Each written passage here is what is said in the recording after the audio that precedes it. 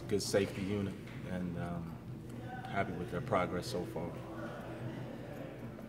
How is Woods looking? Woods is looking good. You know, he's a young guy who's come in. He came in mid-year, and you know, he's picked up the system well. He's a guy that studies hard off the field, and he puts in the time in the classroom, and he's progressed well so far.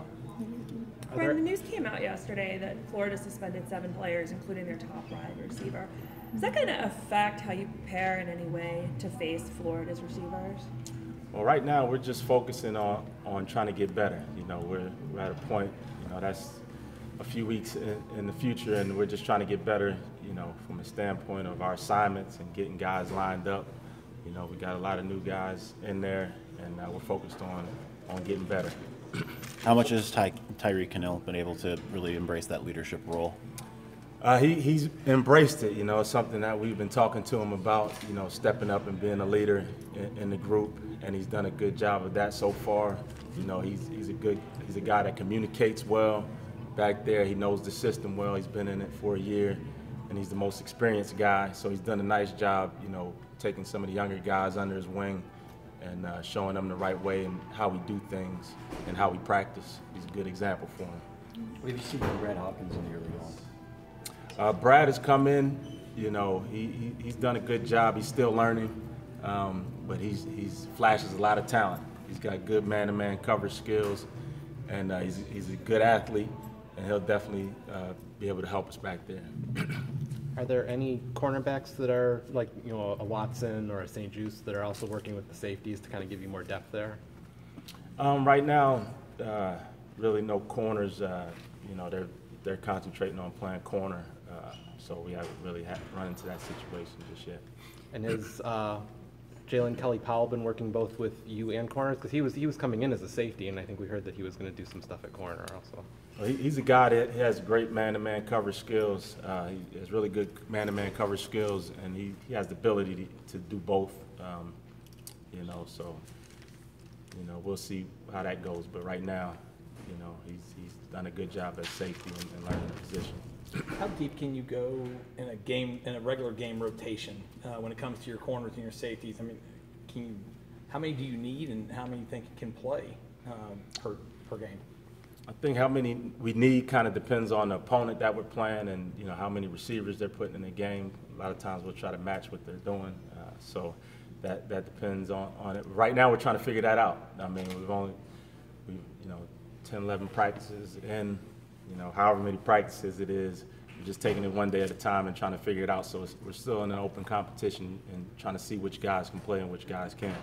With regard to Florida news, do you find yourself having to kind of persuade the players to not pay attention to that stuff that kind of comes on? Yeah, I mean, like I said, we're just focusing on ourselves and trying to get better every day. We still have a long way to go, and just working as individuals to improve our techniques and work at our craft. Which freshmen are standing out to you? At my position group, they're all, you know, in there in the same boat. You mentioned Woods earlier. I think he's done a nice job. He's a physical guy, but they're all just, you know, learning how to practice right now. So we're trying to get them, you know, practicing the right way and learning the system. Brian, I know that you don't directly coach Brian Monet, but when he's put on the Polynesian Player of the Year watch list, kind of got me curious as far as like Polynesian influence on football, college football, and your experience, guys that maybe you've played with, maybe guys that you've coached. Can you add to that a little bit? Definitely a lot of good players, you know, that I've been around. You know, just on a professional level, been some good players, and he's one of them. He's a good player. He's done a nice job for us. Worked hard. You know, he's a load inside to move. You know, and he's a guy that's been working hard to get better. Looking forward to him having a good year. Are there any guys that you've played out or played with, or you know, had relationships with Polynesian guys? There's been a few, you know, over the years. Sione Puha, he was with us when I was with the New York Jets. He kind of stands out. Bo, he was a really good player. But there's been a ton of good players, you know, that have been around over the years. Brian, since the secondary is so young, what are your goals for this position group, and what goes into getting better every day?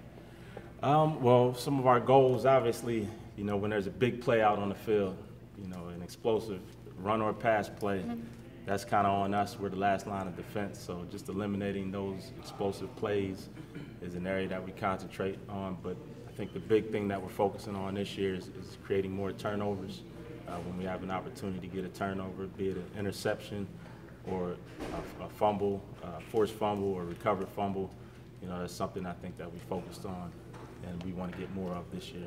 So we're doing a lot of teaching at this point with some younger guys? Yes, I mean, it's a lot of teaching, a lot of fundamental and footwork. At this point, you know, guys coming in from high school, they're used to doing things a certain way.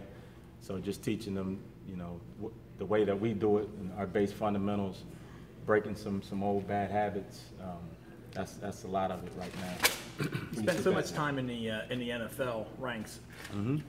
How did you have to change your coaching approach when you came here? Was it the expectations, maybe that teaching mode in terms of how you went about coaching these guys? Yeah, I think in the NFL you have to teach fundamentals, but a lot of guys already have a solid base, you know, for the most part. In college, you almost start from scratch in some instances as far as the fundamentals that you have to teach, and you got to spend a little bit more time on it. So I think that's a little bit more of a difference. In the NFL, I think you're teaching more scheme, and the volume of defenses that you have may be a little bit larger. Does it test your patience as a coach a little bit more in a certain way? At times it does, yeah. At times it definitely does. Is Jordan Glasgow working out with you guys, or is he more at that Viper spot? You know, those guys, those spots are kind of almost interchangeable. So we got a bunch of guys that have the ability to do both. So he's definitely a guy that could fill in that role if we needed him to. What have you seen from Josh Metellus so far? Josh has been solid. You know, he's done a good job communicating back there. He, along with Tyree, they've been kind of our leaders as far as the communication is concerned. And he's a guy that competes. He's very competitive, and he wants to be good. And he's a smart player. He's very instinctive, and you tell him something one time, and he's picked it up. So he's a guy that you don't have to worry about too much back there. Brian, what prompted that move with Josh? Because I mean, last year working with linebackers, what prompted the move for him for safety? Like I said, they're kind of interchangeable, you know. And if there's certain guys that have that skill set that they can move back and forth, and he's one of those guys that can do that. What has he improved on most? I think most he's improved probably on his man-to-man coverage skills. He's done a nice job in man-to-man coverage. All right, thank you for your time. We're going to keep Coach Smith moving. Thank you. Thanks, Coach. All right, thank you.